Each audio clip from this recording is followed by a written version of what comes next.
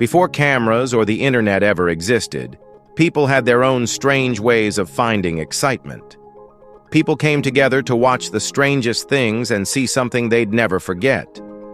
The ancient freak shows weren't just for fun. They mixed curiosity, superstition, and shock in ways that pulled huge crowds. From rulers showing unusual things to traveling shows with strange sights, these events showed how wild the past really was. So, get ready to step into history's weirdest sideshows as we uncover 15 ancient freak shows you won't believe actually existed. Number 15. The Roman monster markets. In ancient Rome, fascination with the strange and unnatural went far beyond entertainment. It became a business. Among the most disturbing examples were the so-called monster markets, where people gathered to view and even purchase bodies that defied normal human appearance. These markets featured infants born with deformities, conjoined twins, and other physical abnormalities that were treated as valuable curiosities instead of living beings. Wealthy collectors, scholars, and even physicians sought out these specimens for study or display, believing they were signs from the gods or omens of great events. Traders often exaggerated or fabricated deformities to attract more attention, turning human suffering into a spectacle.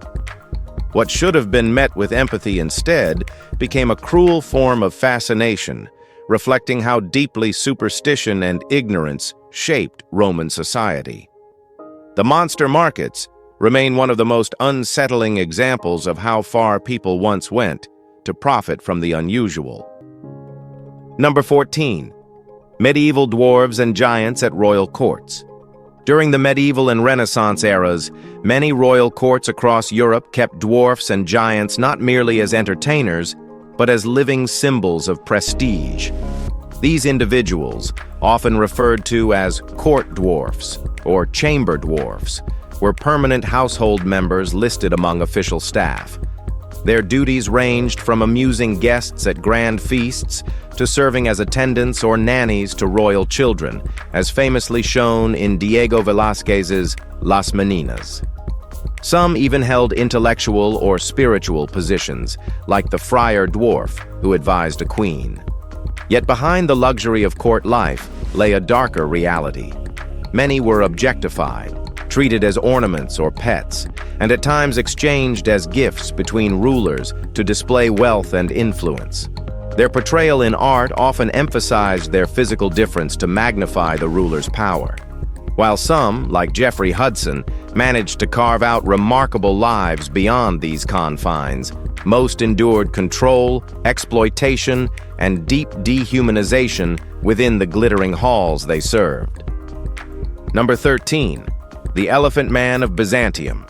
In the Byzantine Empire, fascination with the grotesque often blurred the line between curiosity and cruelty, and one of the most unsettling examples was the so-called Elephant Man of Byzantium. This man, whose body was marked by extreme deformities resembling thick folds of skin and uneven growths, was publicly exhibited for the amusement of the emperor and his court. Rather than being treated as a person, he became a living spectacle, an object of mockery and wonder used to entertain the elite. Such displays reflected the empire's obsession with physical anomalies, which were seen as signs of divine punishment, strange omens, or natural marvels worth showcasing. The man's suffering became part of a court performance, with laughter and fascination masking the cruelty behind it. The Elephant Man of Byzantium remains a disturbing reminder of how spectacle and power often turned human misfortune into entertainment within the opulent yet merciless world of Imperial Byzantium. Number 12. The Hairy Maid of Burgundy. During the 14th century, a woman later known as the Hairy Maid of Burgundy became one of Europe's most talked-about curiosities. She was covered head to toe in thick, dark hair due to a rare condition now recognized as hypertrichosis, which caused excessive hair growth across her entire body. Rather than being accepted for her uniqueness, she was taken from her home and exhibited throughout European courts and fairs, where nobles and commoners alike paid to see her. Her presence fascinated audiences who viewed her as both a marvel of nature and a living mystery. Chroniclers described how she was paraded from city to city, dressed in elaborate gowns to heighten her unusual appearance and spark further intrigue. Behind the fascination, however, was exploitation. Her condition made her a spectacle rather than a person. The Hairy Maid of Burgundy's story captures the blend of wonder and cruelty that defined medieval Europe's obsession with the extraordinary. Number 11. Conjoined Twins of Venice. In Venice, long before science could explain such things, two brothers captured the curiosity of everyone who saw them. They were known as Lazarus and Johannes Baptista Colloredo, and their story spread quickly across Europe. Born conjoined. Lazarus was strong and full of life, while Johannes Baptista remained attached to his side, smaller and still, showing only slight movement. As they grew older, the brothers toured cities and royal courts, where people paid to see what they believed was a miracle or a strange work of nature. Crowds whispered, stared, and sometimes prayed, unsure whether to feel awe or fear.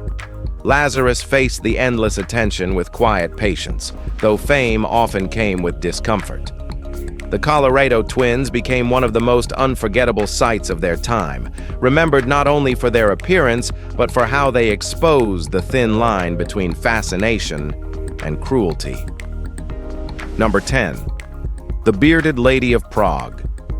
During the height of the Renaissance in the 1500s, when fairs across Europe celebrated art, science, and the wonders of the natural world, one performer in Prague stood out above all others, the Bearded Lady. She became one of the city's most celebrated curiosities, drawing crowds eager to witness what they believed was a marvel of nature. Her face was covered with a full, dark beard, an unusual trait caused by a rare hormonal condition, but to the people of her time, it was seen as both fascinating and strange. She performed at Renaissance fairs, where nobles, scholars, and travelers came to see her, each interpreting her appearance through superstition, medicine, or faith. Some viewed her as a divine sign, while others saw her as a living example of nature's unpredictability.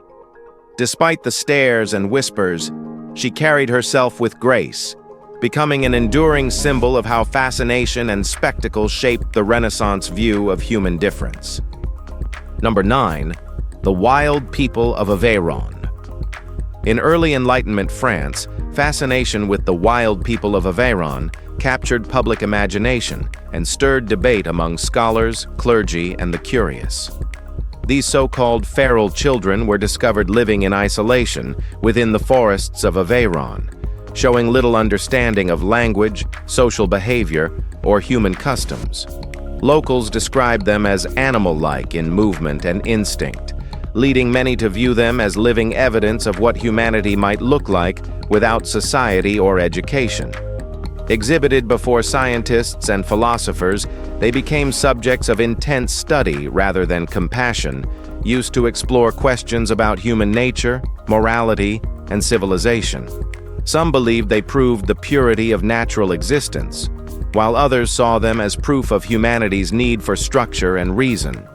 Paraded before curious crowds and intellectual circles alike, the wild people of Aveyron revealed both the curiosity and cruelty behind Enlightenment ideals, showing how easily science and spectacle intertwined in the search for understanding. Number 8. The Dog-Faced Boy of Saxony.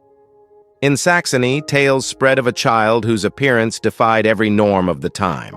Known as the dog-faced boy, he was covered entirely in thick hair, caused by a rare genetic condition now identified as hypertrichosis.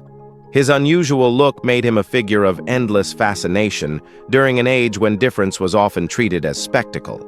As he grew older, nobles and scholars invited him to royal courts across Europe, where he was displayed as a living curiosity and sometimes even painted for aristocratic collections. To many, he symbolized the mysterious power of nature, blurring the line between man and beast. Despite the attention, his life was far from glamorous.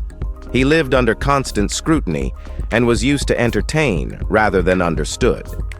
Still, his presence inspired both wonder and discomfort, reminding the world that beauty and normality were defined not by truth, but by perception. His story endures as one of early Europe's most haunting displays of fascination and exploitation. Number 7. Hermaphrodites of Greece and Rome. In ancient Greece and Rome, the idea of the hermaphrodite held both mythological and cultural weight, blending divine mystery with human fascination. Rooted in legend, it stemmed from the story of Hermaphroditus, the child of Hermes and Aphrodite, who merged with the nymph Salmacis, creating a being with both male and female traits. To the ancients, such figures represented unity, duality, and the balance of opposing forces. Myths describe the gods declaring certain children hermaphrodites to satisfy divine desires, while Plato's Symposium told of Zeus splitting original three-sexed humans into separate male and female forms, giving rise to the concept of love and longing. Beyond myth, hermaphrodites were shown in marble statues, bronzes, and frescoes as graceful bodies revealing both sexes, often seen as erotic symbols or divine omens. Some inscriptions even credited Hermaphroditus with creating marriage itself, linking this figure to union and harmony. Yet these portrayals also exposed society's enduring tension between reverence and spectacle. Number 6. The Fat Man of Antwerp. In 16th century Antwerp, crowds gathered in taverns to watch a man whose enormous size turned him into both an entertainer and a legend. Known simply as the Fat Man of Antwerp, he was said to weigh over 400 pounds, a figure so striking that his image and name became part of local folklore. His fame was connected to a broader fascination with excess that spread across the Low Countries, where artists like Robert Campin and later Adrian Brouwer painted portraits of stout men, using their forms as symbols of indulgence and the sin of lust. Whether or not those works depicted the same performer, they reflected the era's mix of humor, awe, and moral judgment toward physical extremes. Centuries later, that image lived on, from statues commemorating figures like Victor de Klerk to the nickname of modern Antwerp crime bosses, showing how the Fat Man remained a lasting emblem of the city's peculiar blend of spectacle, appetite, and notoriety. Number 5. The Tattooed Picts. The tattooed Picts were the ancient Celtic tribes of northern and eastern Scotland, remembered for their striking body markings that set them apart in Roman accounts. Their name came from the Latin word picti, meaning painted people, a term used by Roman writers like Julius Caesar and the poet Claudian to describe warriors covered in blue designs. These markings, created with dyes such as woad, likely symbolized clan identity, warrior rank, or spiritual beliefs. Roman observers were fascinated and often unsettled by their appearance, with some reports describing them as exhibited in arenas as examples of fierce northern barbarians. Whether the designs were permanent tattoos or elaborate paint remains uncertain, but descriptions of the markings on fallen warriors suggest they endured beyond battle. The Picts left no written language, so their exact methods and meanings are still unknown. Yet their legacy endures through stone carvings and modern tattoo art, inspired by their mysterious, symbolic traditions. Number 4. The Strong Women of Babylon. In ancient Babylon, strength wasn't just measured by warriors or kings. It also lived in the women who shaped its story.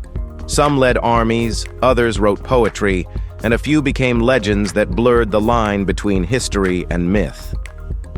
Among them were powerful figures like Enheduanna, a high priestess and one of the world's first known writers, and Queen Puabi, remembered for her golden headdress and royal tomb filled with treasures.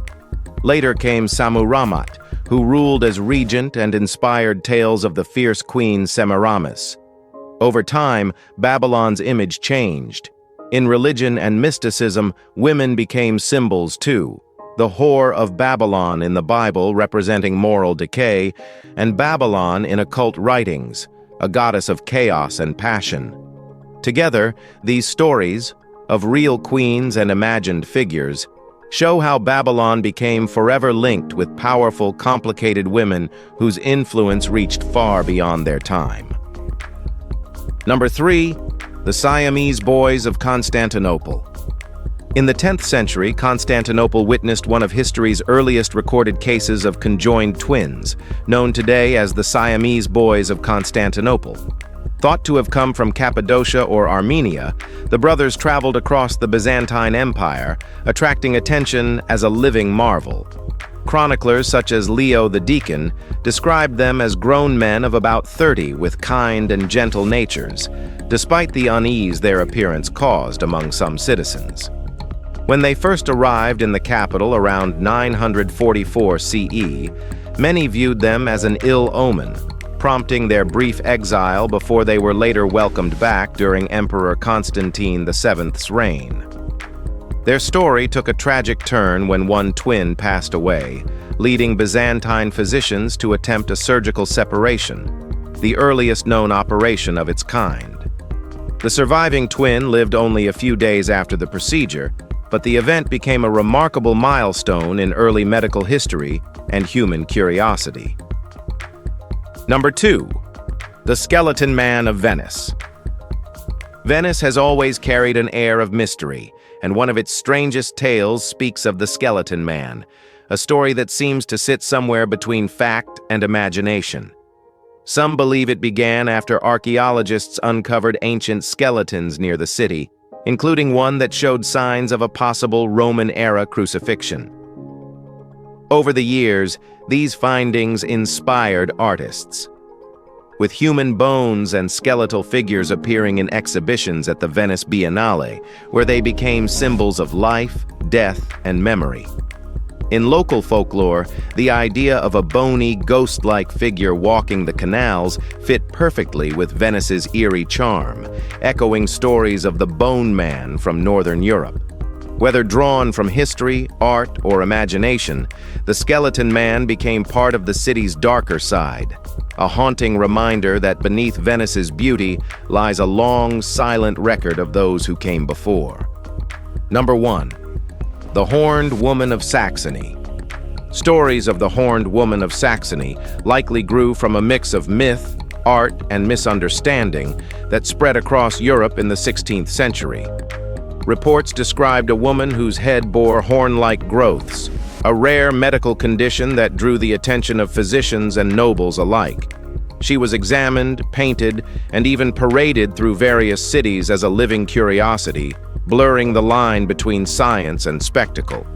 Some historians believe her story may have been confused with depictions of noble women like Catherine of Mecklenburg or Françoise Marie of Orléans, whose elaborate headdresses appeared horned in certain portraits.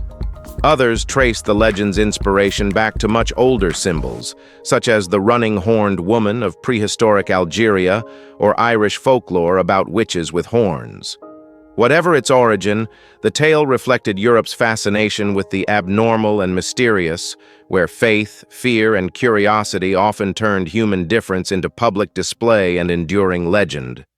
From ancient arenas to royal courts, these strange and forgotten spectacles reveal just how far human curiosity once went in the name of wonder and disbelief.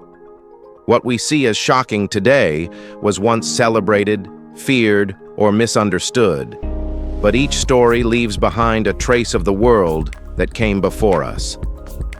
If you enjoyed diving into these eerie pieces of history, make sure to hit that like button, subscribe for more unbelievable stories, and don't forget to share your thoughts in the comments below.